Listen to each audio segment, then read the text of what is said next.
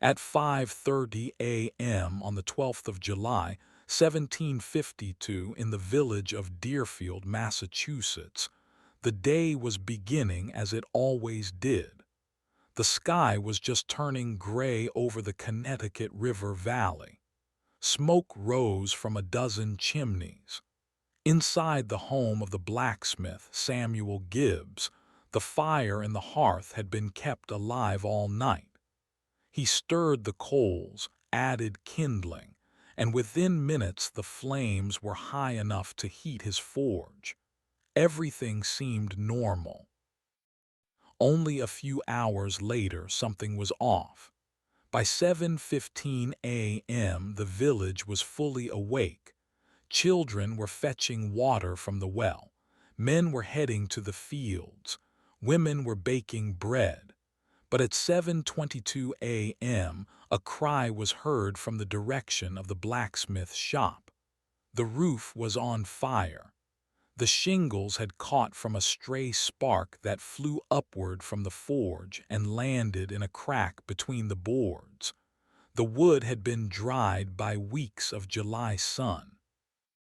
Within minutes, the thatch and timber were burning. Samuel Gibbs ran out of the shop, shouting for help. His apprentice, a boy named Thomas, had been inside and nearly caught his sleeve on fire. The boy escaped with a burned hand. The shop itself was already lost.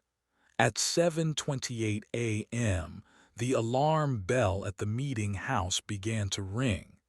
The bell was the village's only public warning system. It was rung by the town clerk, who had heard the shouts from his house 50 yards away. Every man, woman, and child who could carry a bucket was expected to drop what they were doing and run to the well. But there was no organized fire company. There was no hand-pumped engine.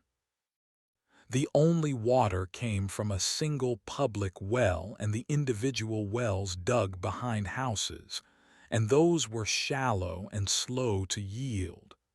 The bucket brigade formed quickly. A line of people stretched from the well to the burning shop, passing wooden buckets hand over hand. But the shop was 40 feet from the well. The water had to travel through 24 pairs of hands before it reached the flames. By the time the first bucket arrived, the roof was fully involved and the fire was beginning to leap to the adjacent buildings. The shop was attached to Samuel Gibbs's house by a covered walkway. The house itself was a frame structure with clapboard siding, also dry. The flames reached the walkway at 7:41 a.m. Gibbs's wife, Hannah, had already started moving their belongings into the street. She threw a chest of linens out the front door. She grabbed the family Bible and the pewter plates. Her 2 children, ages 3 and 6, were sent to the neighbor's house across the lane. But there was no time to save everything. At 7:49 a.m., the walkway collapsed, and the fire entered the house through an open window. The house was lost. The village meeting house itself, the largest structure in Deerfield, stood only 100 feet to the north.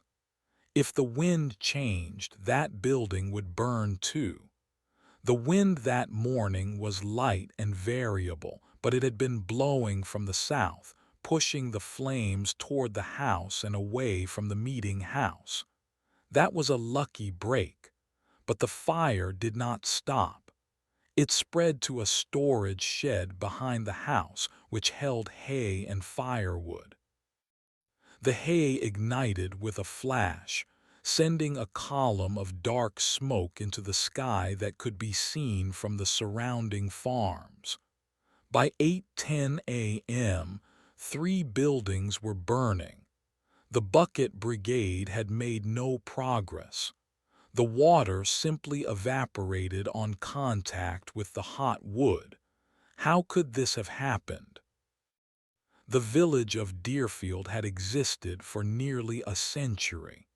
It had been attacked by French and Indian war parties in 1704, and much of the town had been burned then.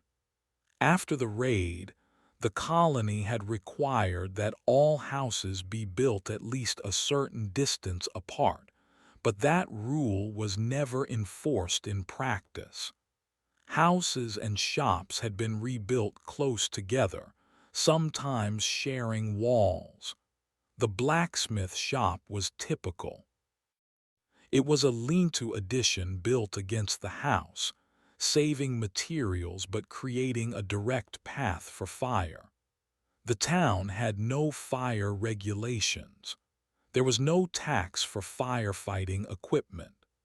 The colonial government in Boston had passed a law in 1711 requiring that every town maintain a fire bucket for every hearth, but Deerfield had only 60 buckets for 200 hearths, and many of those buckets were old and cracked. The town meeting had discussed buying a hand pump engine in 1748, but the cost was too high. The engine, imported from England, cost about £150. That was more than the annual town budget, so the village went without. The who involved in this story included not only Samuel Gibbs and his family but the entire community. Neighbors who had spent the morning raising a barn roof on the other side of the village ran nearly a mile when they heard the bell. The minister, Reverend Jonathan Ashley, came to the scene and led a prayer while others fought the flames. The selectmen arrived and tried to organize a strategy. Someone suggested tearing down the house next door to create a fire break. That was a drastic measure, but it had been done in other colonial towns when a fire threatened to consume the whole settlement. But tearing down a house required the owner's permission. The owner of the house to the south, a farmer named Ebenezer Hinsdale, refused. He was in the field and could not be reached in time. His wife had no authority to say yes, and so the fire continued. By 8:35 a.m., the flames had reached the roof of Hinsdale's house. That house was timber-framed with a stone chimney, but the roof was the same dry shingles. The fire climbed the wall where the heat had blistered the paint. At 8:47 a.m., Hinsdale's house caught fire. A desperate effort was made to wet the shingles of the next house, a small dwelling owned by the widow Waitstill Johnson. Buckets were thrown against her roof, but the water ran off and did little. The bucket line was exhausting. Some of the men had been passing buckets for over an hour. Their arms ached. The well was running low. Women began drawing water from the river a quarter-mile away, carrying heavy pails up the slope. It was not enough. The fire reached the widow Johnson's house at 9:03 a.m. By then, 5 buildings were ablaze. The smoke was so thick that it could be seen from the next town, Hatfield. People on the other side of the river stopped their work and stared at the column. They knew what it meant. In 1752, news spread by word of mouth and by sight. A fire of this size meant that a whole section of the village might be destroyed. There was no way to call for help from another town. No telegraph, no telephone, no road that could carry a fire engine fast enough even if one existed. The people of Deerfield were on their own.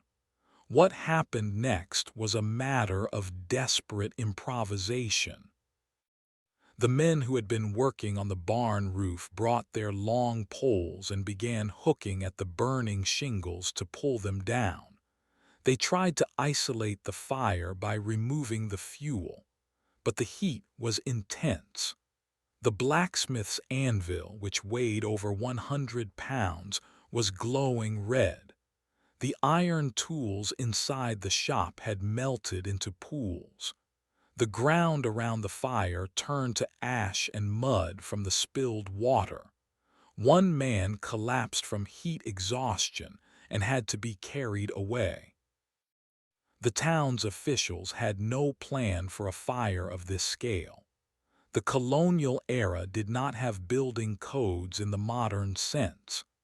Deed records show that houses were built where there was space, without consideration for fire spread.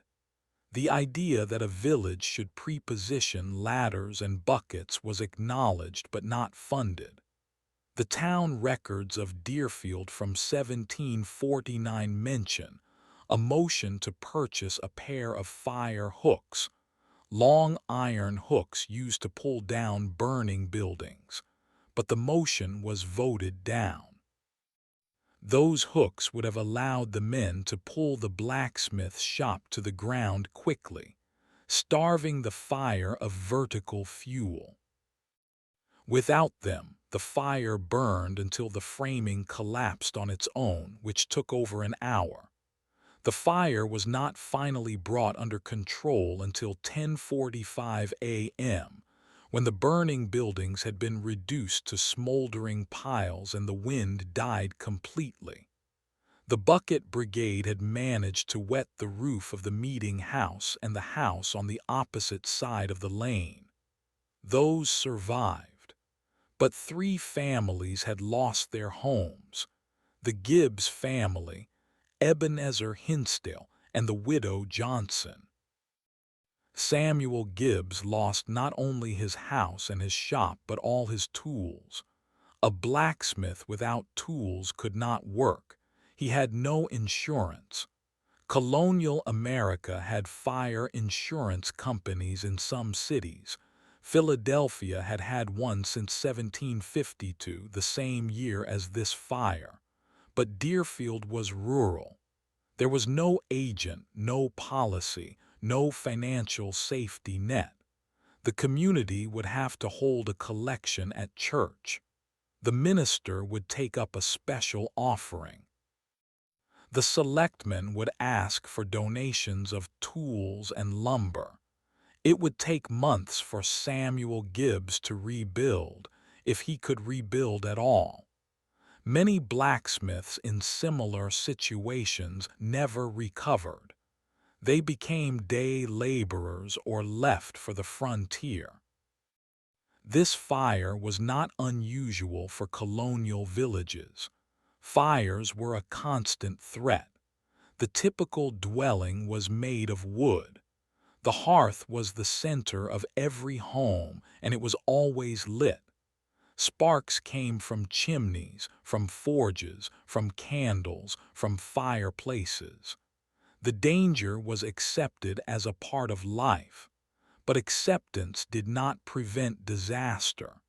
The village of Deerfield had avoided a major fire for 30 years before once event Fivetwo. That meant the memory of the 1704 raid and the fires that followed had faded. The town had grown complacent. The missed signals were not a single failure but a series of small decisions over many years. Not maintaining the buckets, not buying the hooks, not enforcing separation distances, not drilling a fire response. And so, on that July morning, the system failed. The chain of cause and effect began with a dry roof and a spark, but it was made longer by every skipped town meeting and every unspent penny. The fire that destroyed the blacksmith shop and 3 houses was not a random act of nature. It was predictable. The only question was when. At 2:15 p.m. on that same July afternoon in 1752, the smoke still hung low over the village of Deerfield. The heat of the fire had faded, but the work had not ended. The smoldering ruins of Samuel Gibbs' blacksmith shop and the three houses still hissed when the bucket brigade poured water onto the embers. A team of men was sifting through the ashes with iron rakes, looking for anything salvageable. They found the blacksmith's anvil, still too hot to touch, embedded in a pile of charred oak. They found fragments of cooking pots, a melted pewter cup, a single iron hinge. No one had died. That was the one piece of good news. But the families had lost nearly everything. By 3:30 p.m., the selectmen had gathered in the meeting house. The building was cool and dark, the benches empty except for the 6 men who served as the town's governing body. Their names were recorded in the town book: Jonathan Ashley, the minister; Ebenezer Sheldon, the town clerk; Samuel Barnard, the first selectman, and 3 others, all farmers, all men in their 40s and 50s. They had no fire committee, no emergency fund, no written protocols. What they had was a ledger book and the authority to call a town meeting. They decided to convene the meeting for the next morning at 8 a.m. in the same meeting house. The purpose: to decide what to do about the fire victims. The colonial system of disaster relief was informal but deeply rooted in community obligation.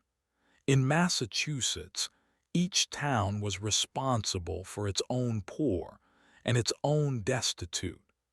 If a family was left homeless by fire, the town had a moral and legal duty to provide shelter. There was no state assistance, no insurance payout. The burden fell entirely on the neighbors, and the neighbors in that culture were expected to respond. The question was not whether to help but how. The town meeting of July 24th, 1752, began at 8:03 a.m. after the minister had read a prayer and the roll was called. The meeting was open to all male residents over 21 who owned property. Women and children did not vote. The meeting had a moderator, usually a respected elder, and the proceedings were recorded by the town clerk in a heavy leather-bound book. The first item of business: the fire. Samuel Gibbs had been a resident of Deerfield for 12 years. He had arrived from Northampton with a wife, 2 children, and a set of blacksmith tools. He had built his house and shop with his own hands on a lot granted by the town. Now he stood before the assembled men, his clothes still blackened with soot, his face tired. He described his losses. The house was a total loss. The shop was a total loss. He had saved nothing but the clothes on his back. He asked the town for assistance. The selectmen had already discussed the matter. They proposed 3 measures. First, a subscription, a voluntary fund raised among the townspeople to gather money for Gibbs and the other 2 families. Second, a loan of lumber from the town's common stock to be repaid when Gibbs could return to work. Third, the use of the town's old schoolhouse as temporary housing. The schoolhouse, a small one-room building near the cemetery, had been vacant since a new school was built 2 years earlier. It could house 1 family, maybe 2, if beds were arranged. The meeting voted on each measure. The subscription passed unanimously. The lumber loan passed with one dissenting vote from a farmer who argued that the town's lumber should not be given to a blacksmith who might never recover. The schoolhouse proposal was debated. Some said the building was in poor condition, the roof leaked, the floor had rotted in places. It would need repairs before anyone could live there. Others said it was better than nothing. The vote passed, but only after a promise that the town would fix the roof within a week. By 10 a.m., the meeting had moved on to other business. The fire was only one item on the agenda. The town still had to decide about the winter hay tax, the repair of the bridge over the Deerfield River, the appointment of a new tithingman, and the disposition of a stray cow that had been found wandering the common pasture. The rhythm of colonial governance was steady and slow. Every decision was recorded, every vote counted, every expense accounted for. The system was built for stability, not speed. But the fire changed things. Within a week, the subscription raised £23, 12 shillings and 6 pence. That was equivalent to about 3 months' wages for a skilled laborer. It was enough to buy tools, nails, and glass for windows, but not enough to rebuild a house. The town contributed lumber and labor. Neighbors donated furniture, blankets, and food. The widow Waitstill Johnson, whose house was also destroyed, had no husband and no adult children. She was taken in by a family on the north end of the village. Her lot would remain empty for years. The deeper question that emerged from the Deerfield fire was not just about one village. It was about the vulnerability of every colonial settlement. In the early once-Avenzarizeiros, villages were small, isolated, and dependent on wood. The average house was 20 feet by 30 feet, with a single chimney in the center, timber frame, clapboard siding, shingle roof. The hearth was the only source of heat and cooking. The chimney was made of stone or brick, but the mortar weakened over time. Chimney fires were common. A single crack in the flue could send sparks into the roof frame. In the winter of 1740, the village of Hadley lost 4 houses in a fire that started from a chimney fire in a baker's oven. The baker had been making bread for a wedding. The fire spread so fast that the wedding was canceled. The bride's family lost their home. The colonial response to fire was not uniform. Some towns had fire wards, appointed officials who inspected chimneys and enforced cleaning. Others had fines for households that let their chimney accumulate more than a quarter-inch of soot, but enforcement was rare. The towns that had suffered a major fire were more likely to take action. The town of Springfield, which had been largely destroyed by fire in 1675 during King Philip's War, had strict building codes by once-Avenzarizero. No wooden roofs were allowed within the central district. All chimneys had to be made of brick, not stone. But Springfield was a wealthy town, a county seat. Deerfield was not. The differences in wealth between settlements shaped how they prepared for disaster. The wealthy coastal towns like Boston, Salem, and Newport had fire engines by the once-Avenzarizeiros. Boston had a hand-pump engine imported from London in 1719, operated by a crew of 12 men. The engine could spray a continuous stream of water onto a fire, but it required a reliable water supply and a team of trained operators. In smaller villages, such equipment was a luxury. The cost of one engine was higher than the annual budget for roads, bridges, and schools combined. The town of Deerfield considered buying an engine in 1748, as mentioned earlier.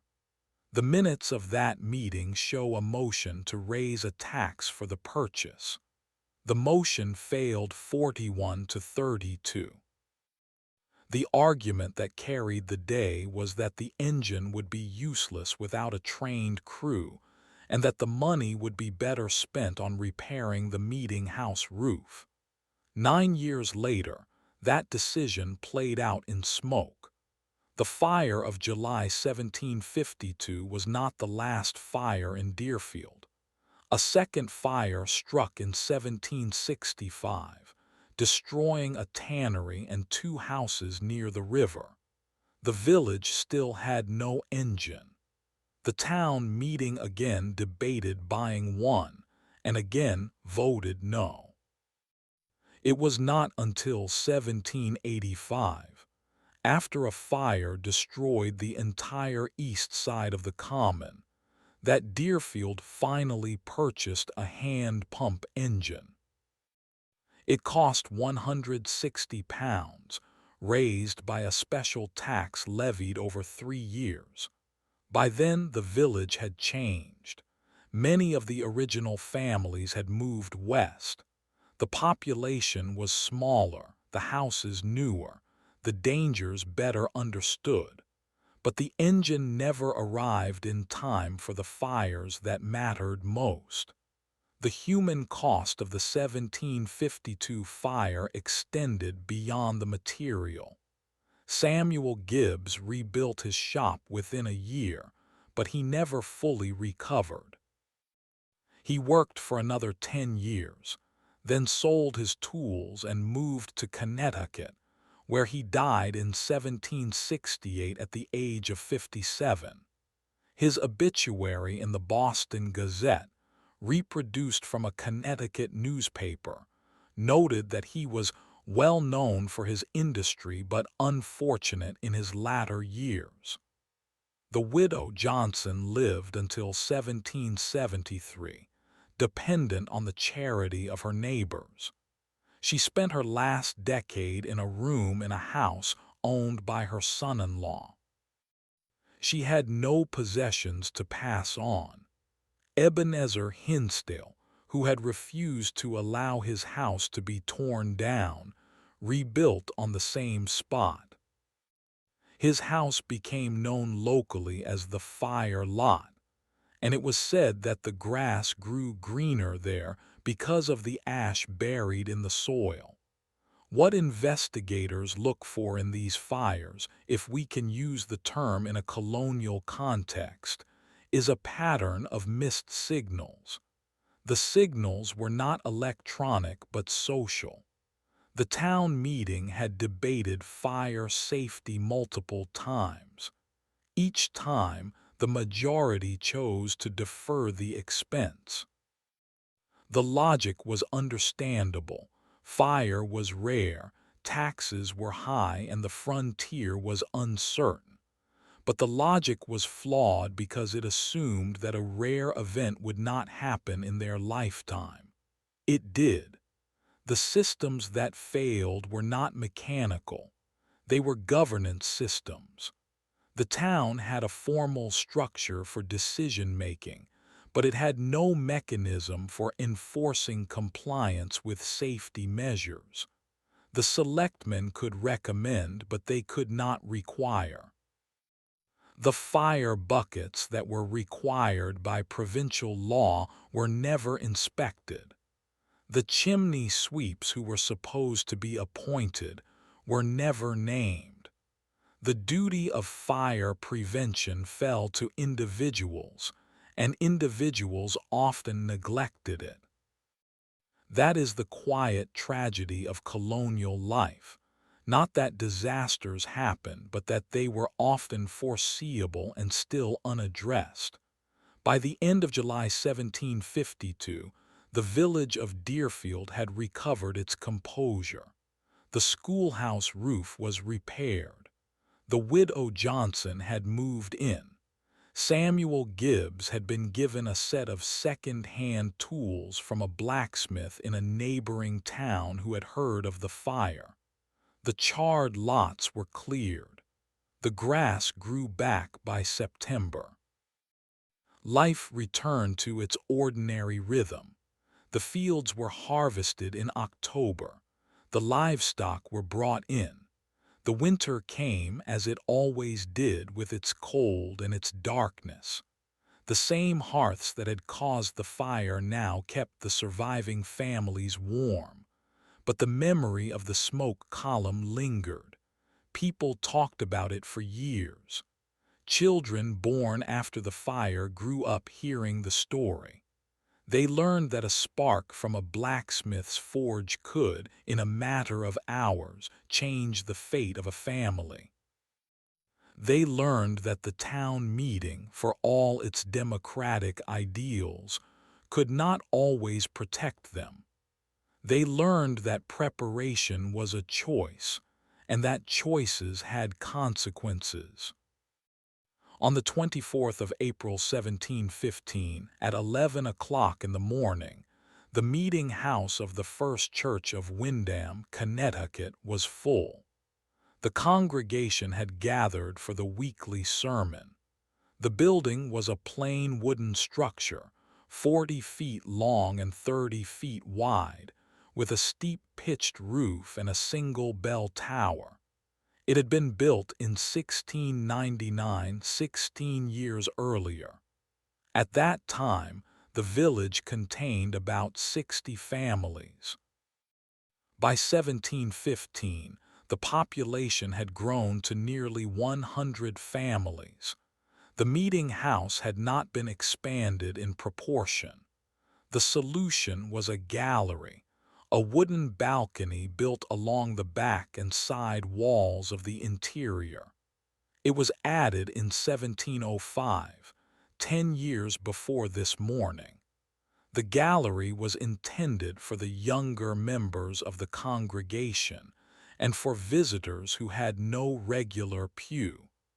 It was built of local white oak and pine.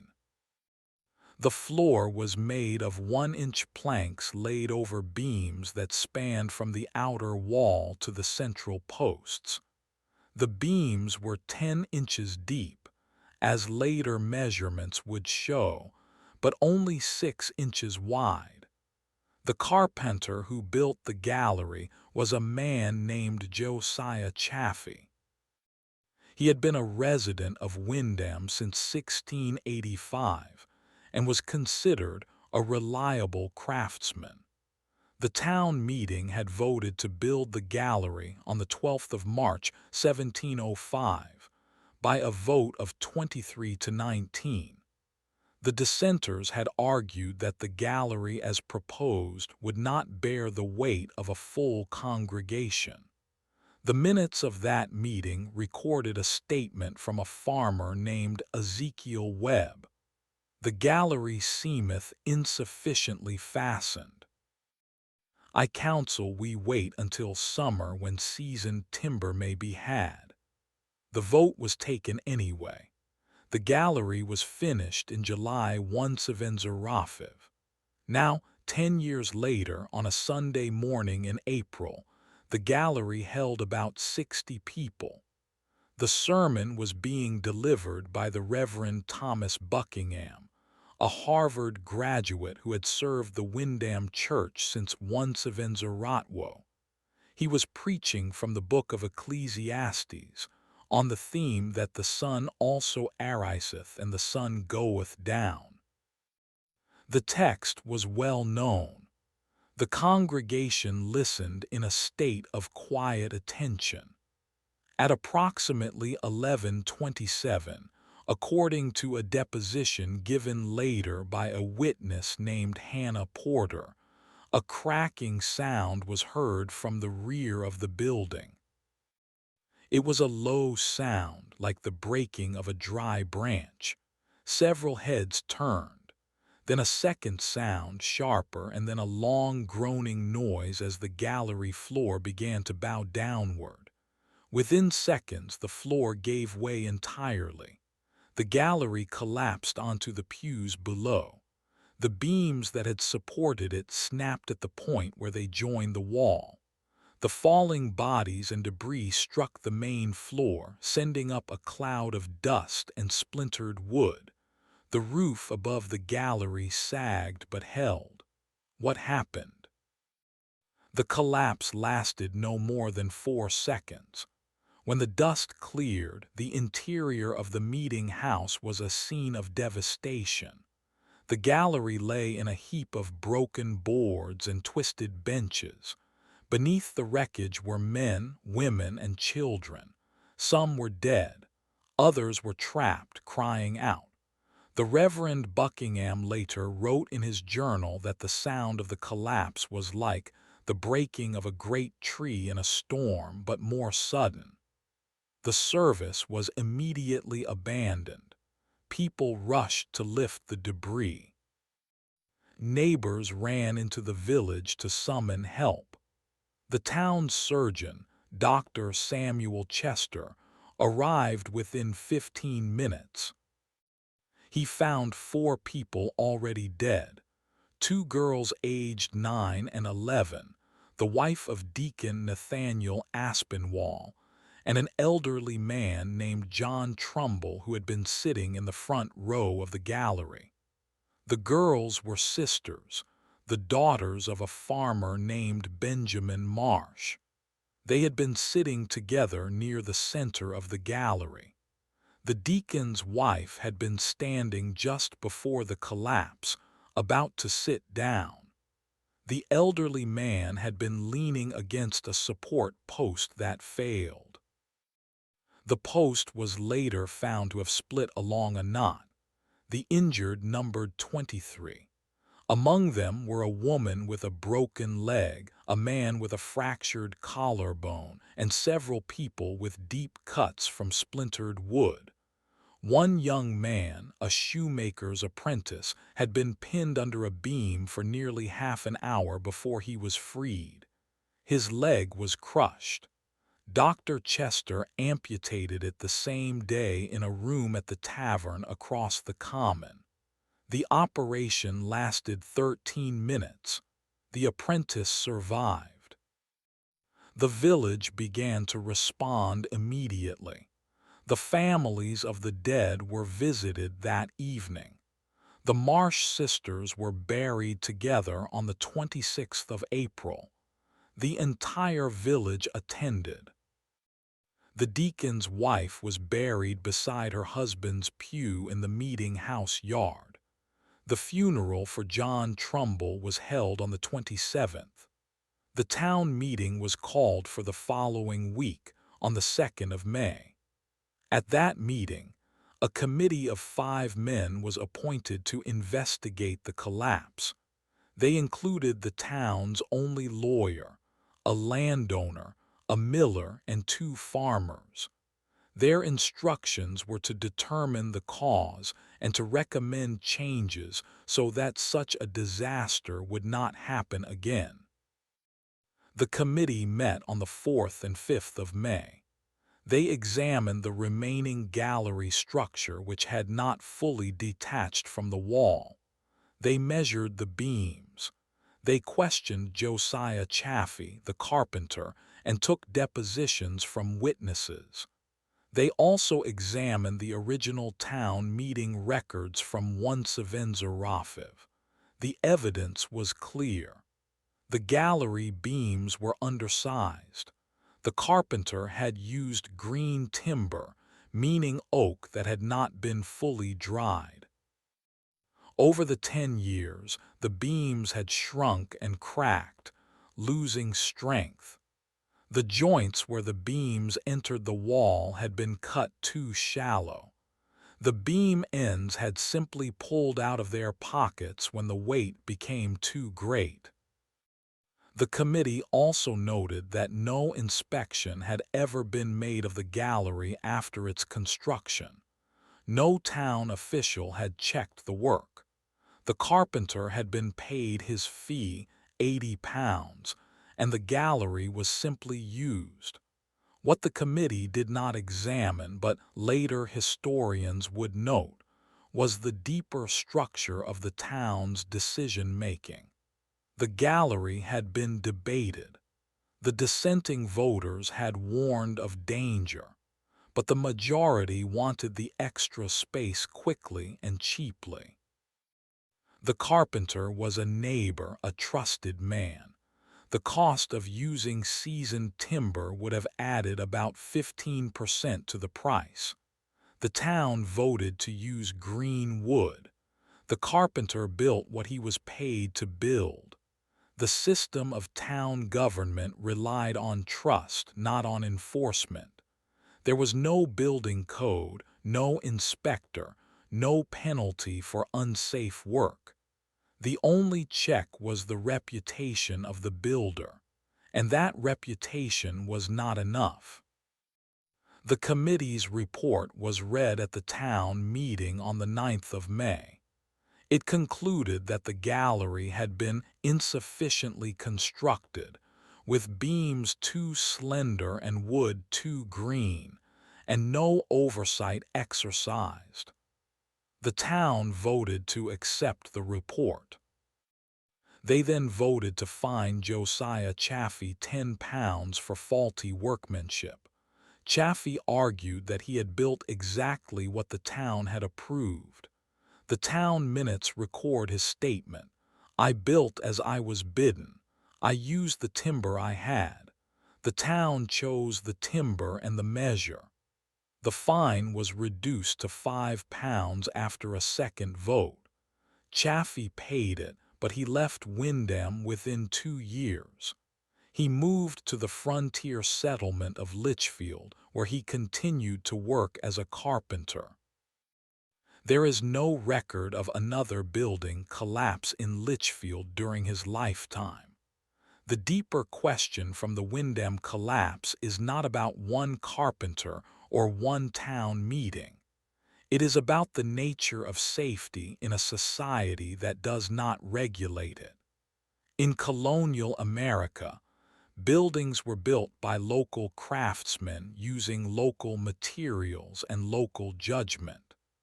There was no state licensing board, no uniform building code, no professional engineering standards. The town meeting was the only authority, and it operated by majority vote.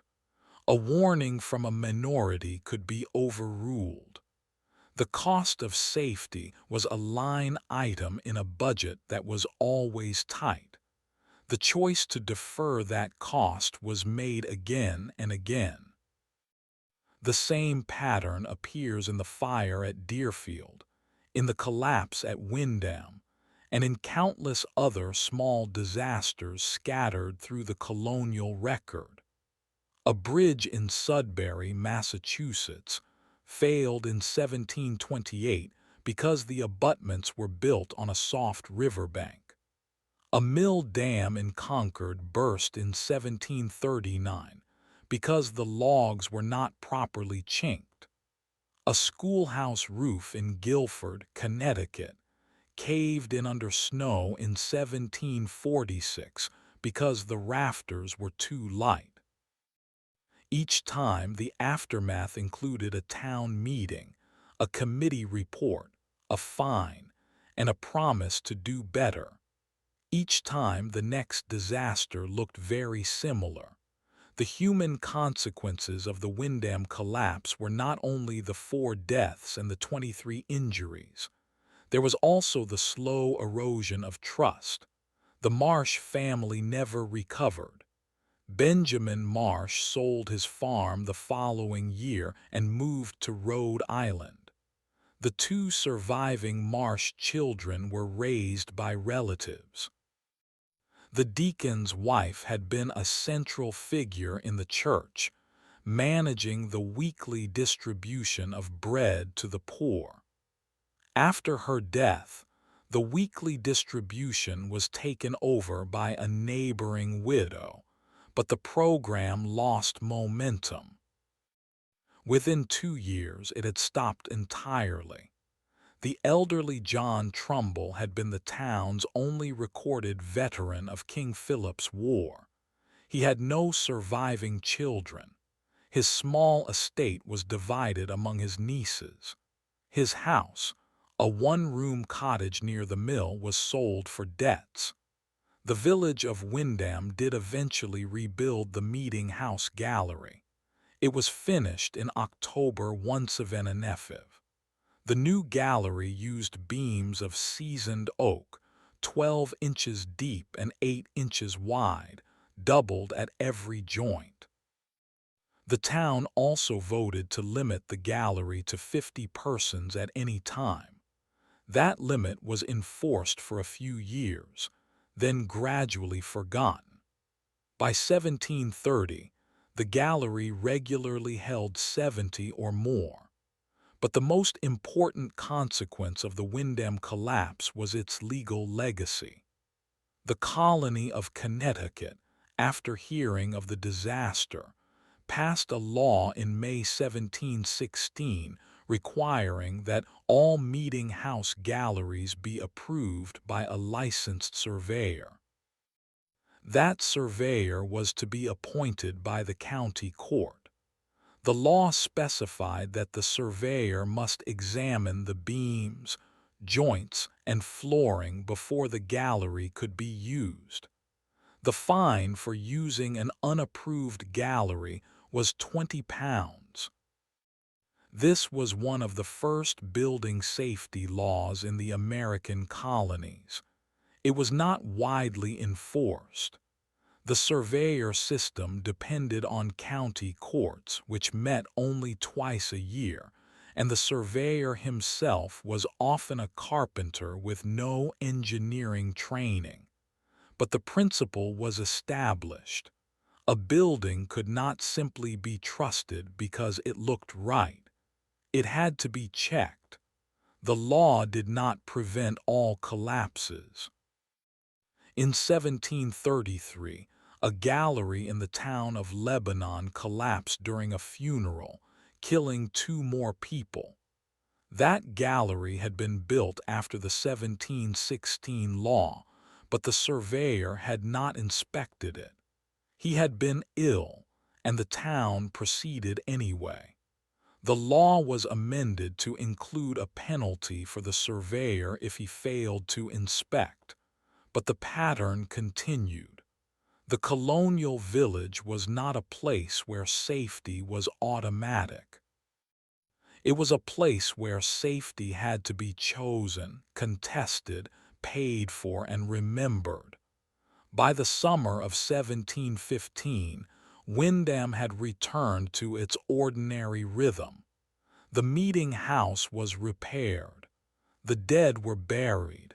The injured healed, some with permanent scars. The town meeting minutes for July record only routine business: the appointment of fence viewers, the repair of a bridge over the Willimantic River, the purchase of a new drum for the militia training day. There is no mention of the gallery collapse. It had become a closed chapter. The families who lost loved ones carried their grief quietly. The children who had watched the sister play outside the meeting house knew the story, but they did not speak of it often. The memory of a cracking sound and a sudden fall lived in the minds of those who were there, but the village moved on. The deeper meaning of the Windham collapse lies not in its dramatic details but in its ordinary nature.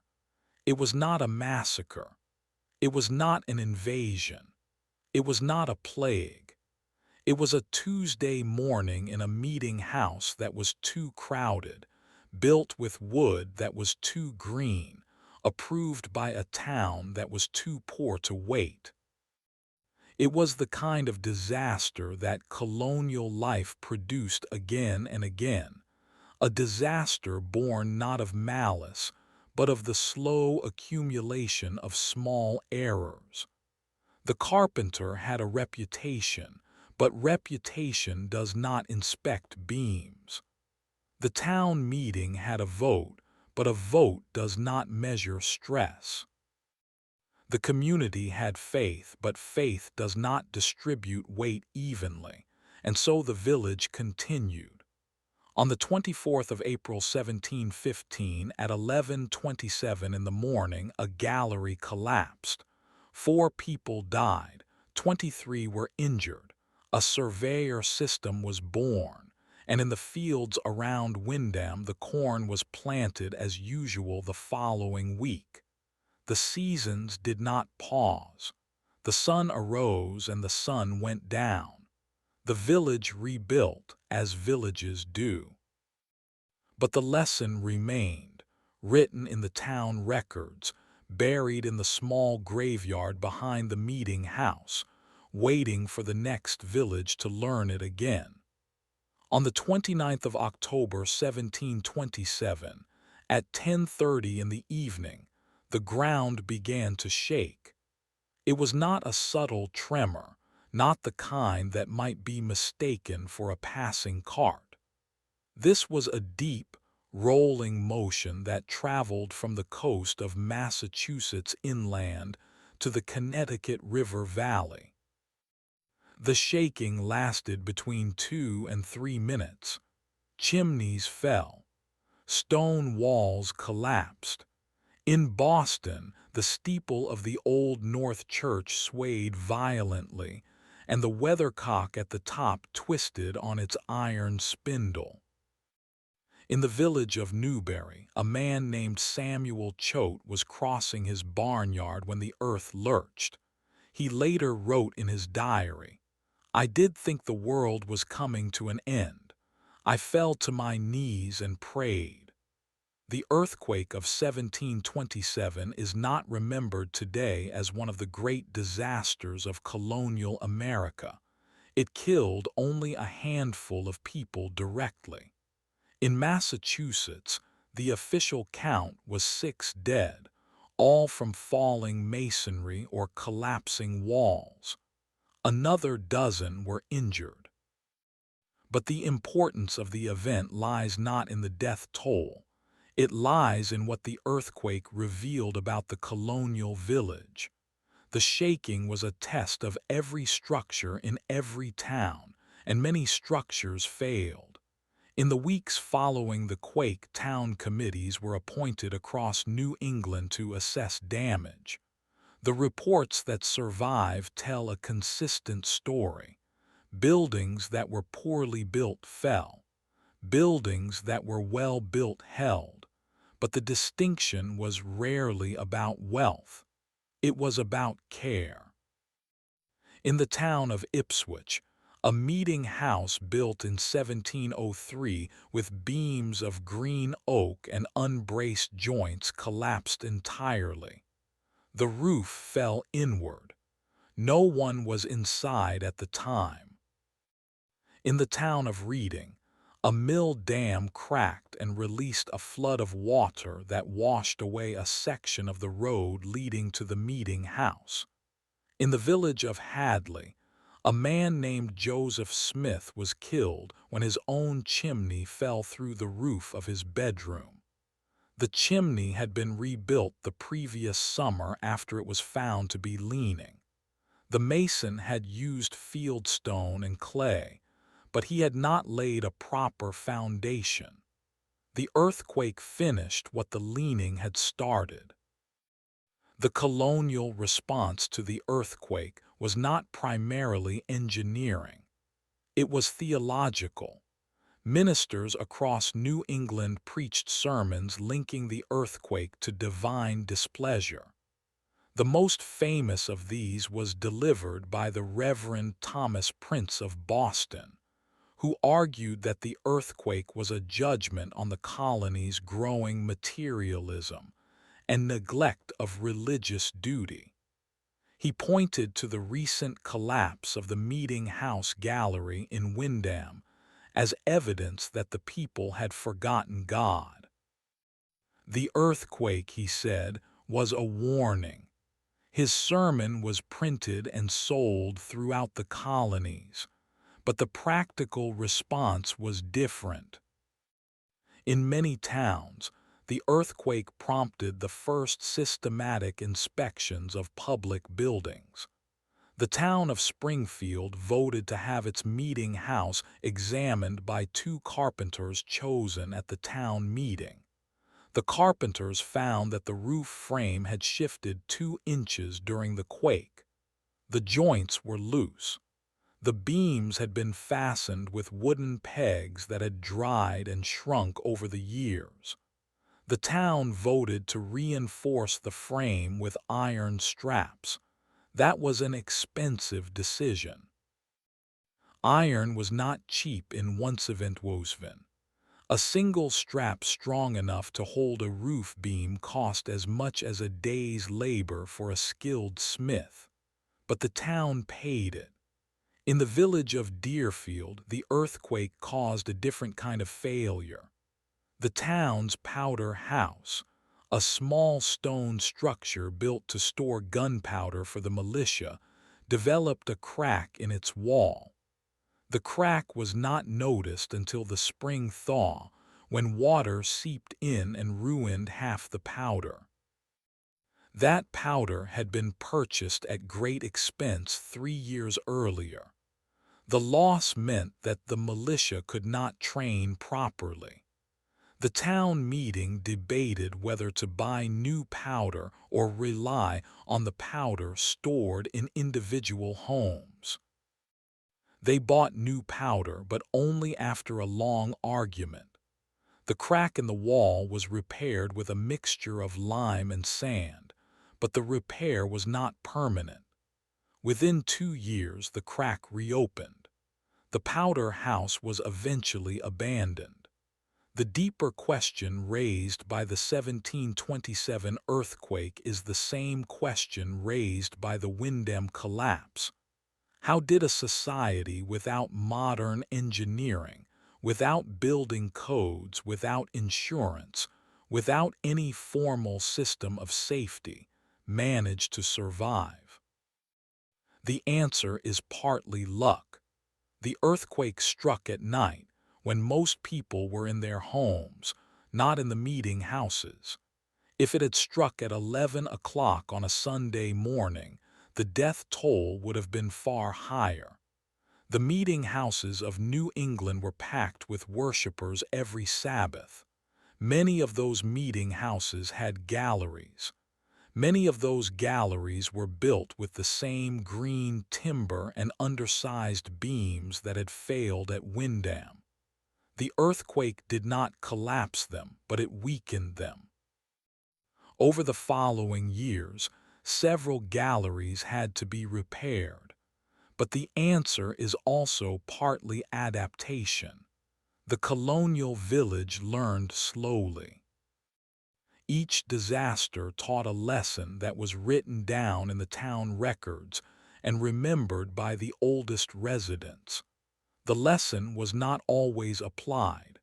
The cost of safety was too high for many towns, but the lesson was there. The earthquake of 1727 accelerated a process that had started with the Windham collapse. More towns began to inspect their public buildings. More towns appointed committees to examine bridges, dams, and meeting houses. More towns voted to spend money on repairs that they had previously deferred, and yet the pattern of deferred maintenance continued. In the village of Groton, Connecticut, the meeting house was inspected in 1728 after a minor tremor. The inspector found that the roof beams were infested with powder post beetles. The beetles had been working for years. The inspector recommended replacing the entire roof. The town meeting voted to postpone the replacement until the following year. The following year, the vote was postponed again. In 1732, a heavy snow caused the roof to collapse. No one was killed because the collapse occurred at night, but the meeting house had to be rebuilt. The cost was more than double the cost of the roof replacement that had been postponed. The human consequences of the 1727 earthquake were not only the 6 dead. There was also the fear. For months after the quake, every tremor, every creak of a wooden beam, every gust of wind that rattled a shutter was interpreted as a sign. People slept outdoors during warm nights. Children refused to go into meeting houses. The Reverend Prince recorded in his diary that one of his parishioners, a woman named Abigail Dana, could not enter her own house for 3 weeks after the quake. She was convinced that the chimney would fall. Her husband had to build a lean-to against the side of the house so she could sleep in safety. The lean-to was still standing when the house was torn down 80 years later. The earthquake also had a legal legacy. In 1728, the Massachusetts General Court passed a law requiring that all new chimneys be built with stone foundations at least 2 feet deep. The law was the result of the chimney collapses that had killed several people during the quake. The law was enforced unevenly. In Boston, where the town government was more organized, chimney inspections became routine. But in the rural villages, the law was often ignored. The cost of digging a proper foundation was high. The penalty for ignoring the law was a fine of 5 shillings. Many village households simply paid the fine and built their chimneys as they always had. The Colonial Village was not a place where safety was guaranteed by law. It was a place where safety was negotiated between the practical needs of survival and the abstract value of human life. A village needed a meeting house, but it also needed seed corn. It needed a bridge, but it also needed a militia. It needed a chimney that would not fall, but it also needed a roof that would not leak. Every decision was a trade-off. Every trade-off had a cost, and every cost was weighed against the memory of the last disaster. By the summer of 1728, the villages of New England had largely recovered from the earthquake. The repairs were done. The sermons were printed. The fear had subsided. The rhythm of daily life returned. The corn was planted. The fences were mended. The militia trained on the village green. But the memory of the shaking ground lived in the minds of those who had felt it. The children who had been woken by the rattling windows grew up knowing that the earth could move. They passed that knowledge to their children. And when the next earthquake came in 1755, the villages of New England were better prepared. Not because they had building codes or inspectors, but because they had memory. The same cycle repeated itself across the colonies. In the village of Charlestown, South Carolina, a fire in 1729 destroyed 16 houses in the commercial district. The fire started in a baker's oven that had been left unattended. The wooden houses were built close together. The streets were narrow. The town had no fire engine. The citizens formed a bucket line from the river, but the water arrived too late. After the fire, the town meeting passed an ordinance requiring that all new buildings in the commercial district be made of brick or stone. But the ordinance was not enforced. Within a decade, a second fire destroyed another 12 houses. The ordinance was then enforced. The question is why the first fire was not enough. The answer is the same for Charlestown as for Windham. The cost of building in brick was higher than the cost of building in wood. The merchant who needed a warehouse could not afford to wait for brick to be fired and transported. He built in wood. The town government could not enforce a law that the majority of citizens were unwilling to obey. The minority who were harmed by the fire were not powerful enough to force the change. Only after the second fire, when the damage was greater and the merchants themselves were affected, did the law take hold. That is the pattern of safety in the colonial village. It was not proactive. It was reactive. The village did not build safety into its structures until after the disaster had demonstrated the cost of not building it. And even then, the lesson was only applied to the next building, not to the ones that already stood. The old buildings remained with their green timber, their shallow foundations, their cracked chimneys, waiting for the next earthquake or the next fire or the next storm. On the 29th of October 1727, at 10:30 in the evening, the ground shook. The villages of New England survived. But the structures they had built did not survive unchanged. Some fell, others were repaired, and the memory of that night was carried forward into the next generation when the next disaster would test the village again.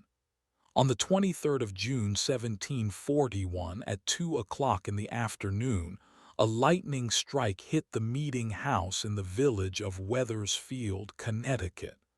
The sky had been clear all morning. By noon, clouds gathered from the southwest.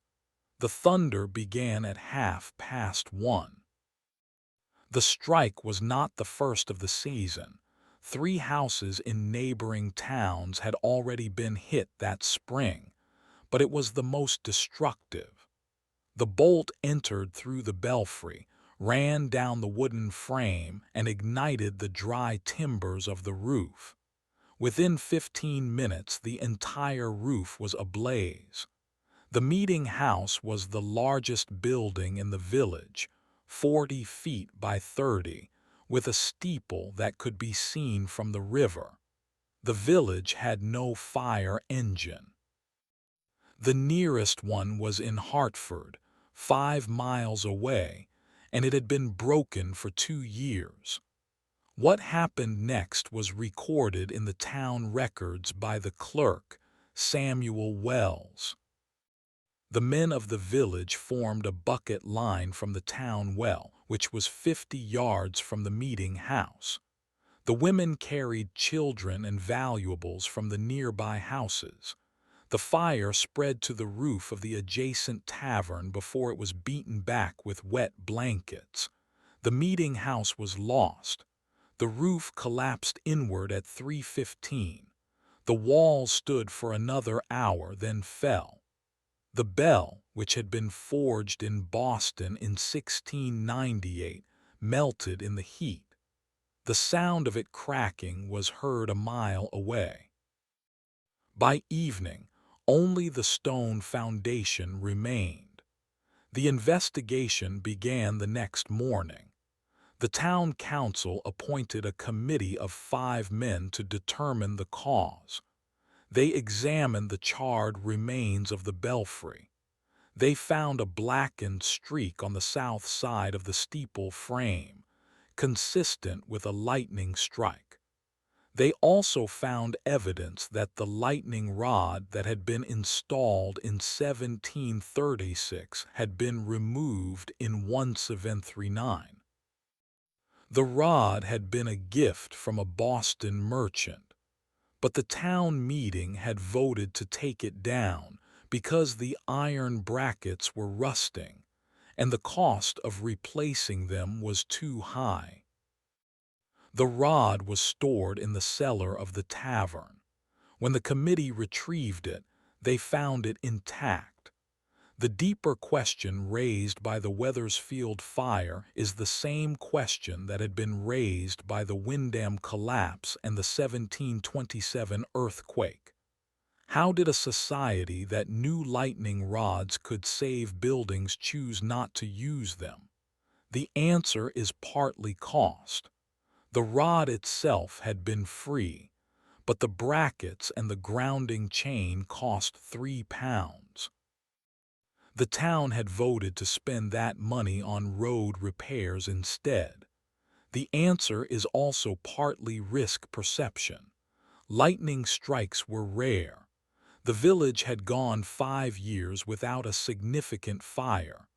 The risk seemed acceptable. After the fire, the town voted to install a new lightning rod, this time with a stronger chain and iron brackets that were to be inspected every spring. The new rod was installed in August 1740. It is still there, though the meeting house that it protects is a replacement built in 1740. The human consequences of the Wethersfield fire were not only the loss of the meeting house, there was also the disruption of village life.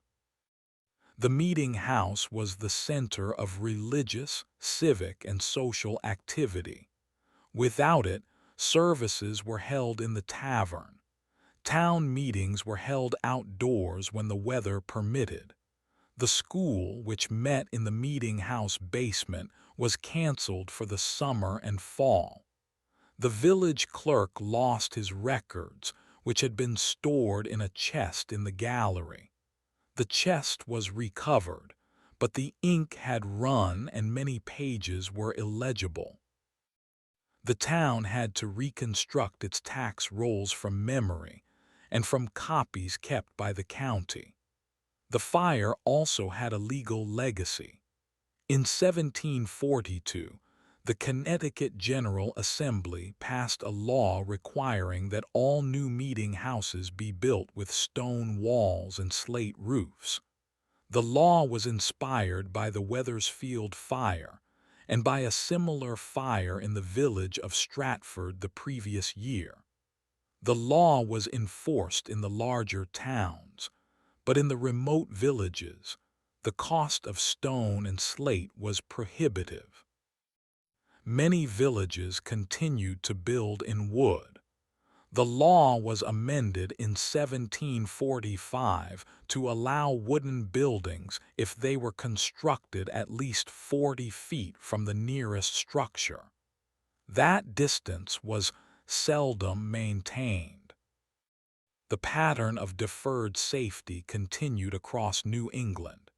In the village of Deerfield, Massachusetts, a fire in 1747 destroyed the grist mill. The mill had been built in 1680. The wooden gears were worn. The water wheel was patched with iron straps. The miller had warned the town for years that the mill needed to be rebuilt. The town voted each year to postpone the expense. When the fire started, likely from a spark in the grinding stones, the mill burned to the ground in 20 minutes. The village lost its ability to grind grain for the winter. The nearest mill was in Northampton, 12 miles away. For 3 months, the villagers had to carry their corn and wheat on their backs or by horse to Northampton, wait in line for hours, and carry the flour home. The winter of 1747 was harsh. The snow was deep. Several families lost part of their harvest because they could not transport the grain in time. The mill was rebuilt in 1748, this time with a stone foundation and a fire break. The question is why the village did not rebuild sooner. The answer is the same as for Wethersfield and Windham. The village lived at the edge of survival. Every pound spent on a new mill was a pound not spent on seed corn, or on a new plow, or on a horse. The town budget was decided by vote, and the vote was always influenced by the immediate needs of the farmers. The mill was a long-term need. The winter was a short-term need. The short term usually won.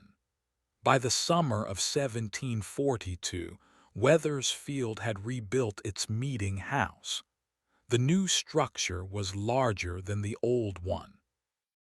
It had a stone foundation, a slate roof, and a lightning rod.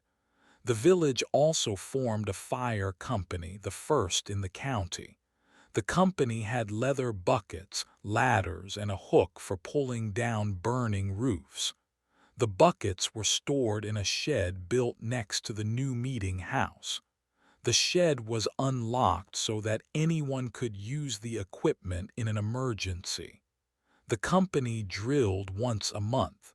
The village had learned, but the learning was not universal. In the village of Taunton, Massachusetts, a fire in 1753 destroyed the courthouse. The courthouse was built of wood. It had no lightning rod. The fire started in the chimney, which had not been cleaned in 3 years. The chimney caught fire at midnight. The courthouse was gone by dawn. The county records were lost. The sheriff's office was moved to a private home. The court sessions were held in the tavern for 2 years. The new courthouse was built of brick. The cost was £800.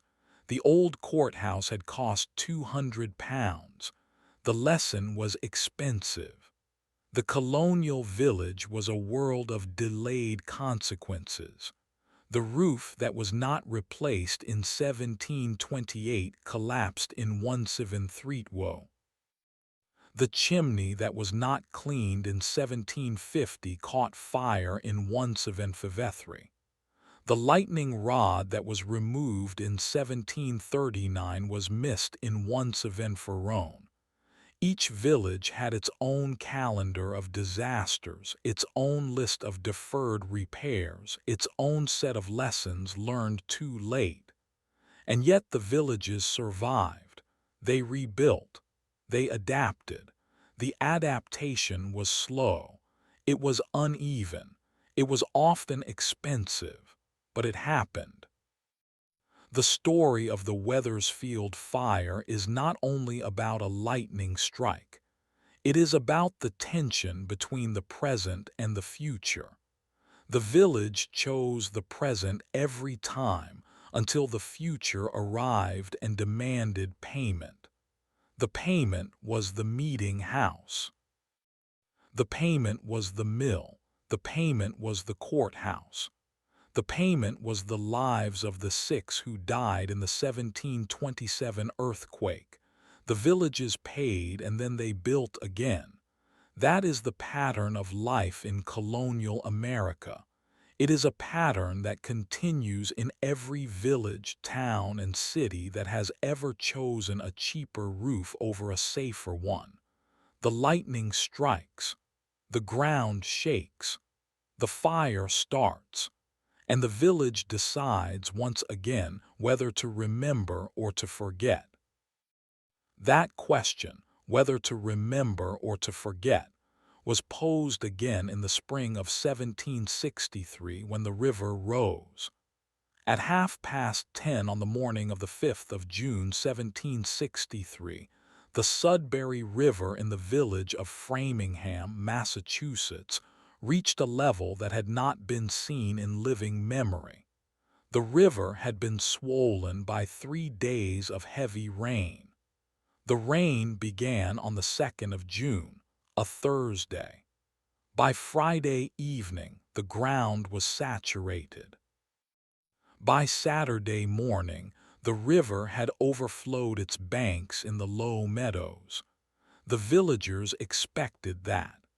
They had seen spring floods before. What they did not expect was the speed of the rise on Sunday morning. At 9 o'clock on the 5th, the river was still within its banks at the bridge crossing near the meeting house. At 9:45, the water reached the bottom of the bridge deck. At 10:15, the bridge began to groan. The bridge was a wooden structure built in 1720. It was 40 feet long, supported by stone piers. The deck was made of oak planks. The piers had not been reinforced since 1737. The town had voted to replace the bridge in 1759, but the cost was estimated at £60. The town had spent that money on a new plow for the common field instead. The vote to replace the bridge was postponed twice. At 10:30, the bridge gave way. The center span collapsed. The planks and beams were carried downstream. The sound of the collapse was heard by the miller, who lived a quarter-mile away. He ran to the river. He saw the broken ends of the bridge sticking out of the water. He saw the current carrying away the debris. He also saw a horse and cart on the far bank. The cart had been waiting to cross. The driver, a farmer named Samuel Goddard, had been sitting in the cart. He had seen the bridge start to shake. He had jumped out and pulled the horse backward. The horse was unharmed. The cart was not. It had rolled forward into the gap and was now wedged against a fallen beam. Goddard could not retrieve it. He walked home. The village meeting was called for that afternoon. The town clerk, who lived near the bridge, sent word by foot. By 2 o'clock, 30 men had gathered at the tavern. They discussed what to do. The bridge was the only crossing point for 5 miles in either direction. Without it, the farmers on the east side of the river could not bring their goods to the mill, the meeting house, or the market. The mill was on the west side. The school was on the west side. The village center was on the west side. The east side held the farms of 14 families. They were now cut off. The town voted to build a temporary footbridge using logs and planks from the collapsed structure. The work began that evening. By nightfall, a narrow crossing was in place. It was not safe for horses. It was barely safe for men. The planks were wet and slippery. 2 men fell in while carrying tools. They were pulled out by their neighbors. The footbridge was used for the rest of the summer. The real question was how to replace the permanent bridge. The town had no funds. The £60 that had been allocated for the bridge in 1759 had been spent on the plow. The plow had broken the following year. The town had then spent another £8 to repair it. The plow was still in use, but the bridge was gone. The town treasurer reported that the treasury had £9 and 6 shillings. That was not enough. The town voted to petition the Massachusetts General Court for assistance. The petition was drafted and sent by courier on the 7th of June. It described the collapse, the isolation of the East Side farms, and the inability of the town to raise the funds. The General Court received the petition on the 12th of June. The court referred it to a committee. The committee met on the 15th. They recommended a grant of £30, but the full court did not vote on it until the 23rd. The grant was approved. It arrived in Framingham on the 1st of July. By then, 3 weeks had passed. During those 3 weeks, the East Side farmers had suffered. They had no way to bring their grain to the mill. They had no way to get to the blacksmith or the store. One farmer, Josiah Rice, had a cow that became ill. He could not cross the river to fetch the veterinarian. The cow died. Another farmer, Ebenezer Maynard, had a daughter who fell and broke her arm. He carried her to the footbridge, but she was too heavy for him to cross safely. He waited until a neighbor came from the west side. The neighbor carried the girl across. The arm was set by a doctor who had to wade through the mud to reach them. The grant money, combined with the £9 already in the treasury, was still not enough to build a new bridge of the same size. The town voted to build a narrower bridge, 20 feet wide instead of 40, and to use cheaper timber. The new bridge was completed on the 15th of August. It cost £43. It was not as strong as the old one. The town voted to inspect it every year. The first inspection in the spring of 1764 found that 2 of the piles had shifted. The town voted to reinforce them. The reinforcement cost £3. The town had to borrow from the county.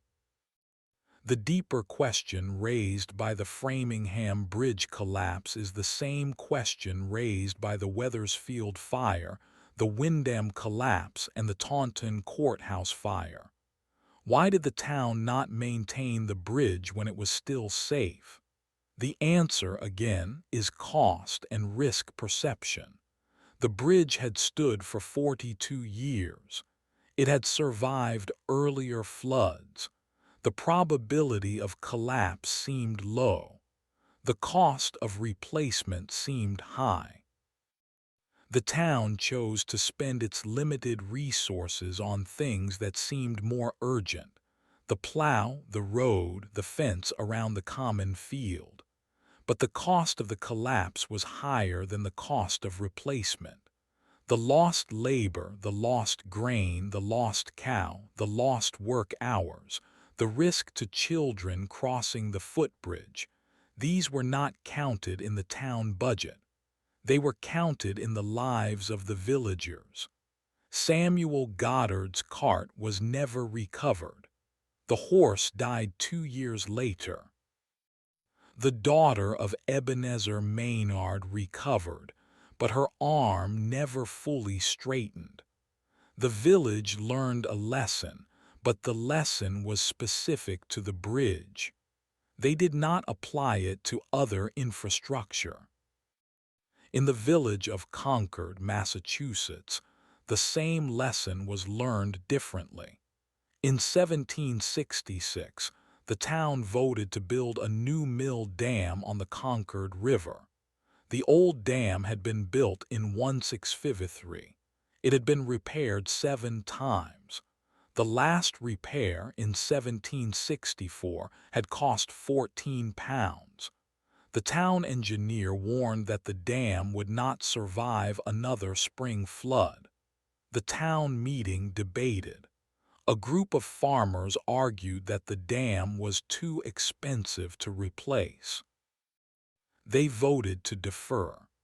The following spring, on the 10th of April 1767, the dam failed. The water roared through the gap. The mill wheel stopped. The miller's house, which sat 20 yards downstream, was flooded. The water rose to the first floor. The miller's wife and children climbed to the attic. They were rescued by boat. The miller lost his tools, his grain, and his winter store of apples. The dam was rebuilt that summer at a cost of £120. The town had to sell a parcel of common land to pay for it. The land had been used for grazing. The loss of that grazing land reduced the village's livestock capacity by 10%. What happened in Concord and Framingham was not unique. It was the normal operation of a colonial village economy. The margin was thin. The choices were hard.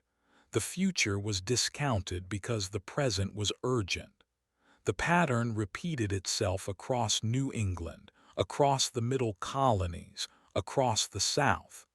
In Virginia, a tobacco planter could delay repairing a barn until a storm collapsed it. In Pennsylvania, a miller could delay replacing a water wheel until it broke in the middle of harvest. In New York, a village could delay building a fire break until a fire destroyed 3 houses. These delays were not the result of laziness or ignorance. They were the result of a system in which survival was uncertain and money was scarce. The village council had to decide every month which needs were most pressing. The need that was not pressing today could become pressing tomorrow. The gamble was whether tomorrow would come before the cost increased. And sometimes, the gamble was not about money at all. Sometimes it was about life itself. In the village of Medfield, Massachusetts, in the winter of 1769, a smallpox outbreak began. The disease was brought by a traveler who had come from Boston. He arrived on the evening of the 10th of January. He was a peddler. He stayed at the home of a widow named Mary Holbrook. The next morning he was feverish. By the 15th, the widow's children showed symptoms. By the 20th, the peddler was dead. By the 1st of February, 8 people in Medfield had smallpox. The village had no doctor. The nearest physician was in Dedham, 8 miles away. He was summoned on the 22nd of January. He arrived on the 23rd. He diagnosed smallpox. He recommended inoculation. Inoculation was controversial. It involved deliberately infecting a healthy person with a mild case of smallpox to produce immunity. The procedure had been practiced in Boston since 1721, but many towns refused to allow it. The risk was that the inoculated person could spread the disease to others. The colony of Massachusetts had passed a law in 1756 allowing inoculation only with permission of the town. The Medfield Town Council debated. Some argued that inoculation would save lives. Others argued that it would spread the disease further. The council voted on the 3rd of February. The vote was 9-8 against inoculation. The town would quarantine instead. The quarantine was strict. The sick were confined to their homes. The healthy were forbidden to leave the village. The road leading to Dedham was blocked by a fence and a guard. No one was allowed in or out. The guard was a local farmer named Thomas Clark. He stood at the barrier for 16 hours a day. He was not paid. He brought his own food. The quarantine lasted from the 3rd of February until the 15th of March. During that time, the disease spread anyway. The widow Holbrook's house was too close to her neighbor, S. The neighbor's daughter caught the disease on the 8th of February. She died on the 22nd. Another neighbor caught it on the 12th. He survived, but he was permanently blinded in one eye. In total, 14 people fell ill. 4 died. After the outbreak ended, the town council had to explain their decision. They wrote a report for the Massachusetts General Court. They stated that they had followed the law. They had chosen quarantine over inoculation because the risk of spread seemed greater. They acknowledged that 4 people had died. They argued that without quarantine, the number might have been higher. They had no way of knowing whether inoculation would have saved more lives. The debate was never settled. Inoculation remained illegal in Medfield until once-event-sevenfiv. The human consequences of the Medfield smallpox outbreak were not only the deaths. The quarantine had destroyed the village economy for 6 weeks. No one could leave to sell goods. No one could bring in supplies. The stores ran low. The blacksmith ran out of coal. The miller ran out of grain. The families of the sick had to be supported by the town. The town treasury was drained. The winter of 1769 was remembered as the hardest winter in Medfield's history. What happened in Medfield, Framingham, Concord, Wethersfield, and Taunton was not a series of separate failures. It was a single pattern. The pattern was this: the village made a decision that seemed reasonable at the time. The decision was based on incomplete information, limited resources, and a calculation of risk that favored the present. The decision led to a disaster. The disaster forced the village to change. The change was slow, expensive, and often insufficient. Then the village moved on. The pattern is not unique to colonial America. It is the pattern of all human societies that live on the edge of scarcity.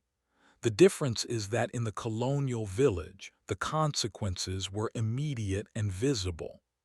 The collapsed bridge, the burned meeting house, the broken dam, the smallpox outbreak, they were all connected to the same underlying problem. The village did not have the luxury of planning for the future. It had to survive the day. And when the day came that the future finally arrived, it arrived with fire, water, sickness, and loss. By the once-event-seven-zeros, the villages had learned many lessons, but the lessons were local and fragmented.